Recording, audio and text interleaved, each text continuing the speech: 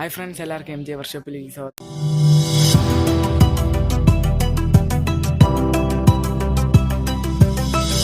അപ്പോൾ എൻ്റെ പേര് ജസിൻ സാം. അപ്പോൾ ഞാൻ ഒരു ക്യാമറ റിവ്യൂ ആയിട്ടാണ് വന്നിരിക്കുന്നത്.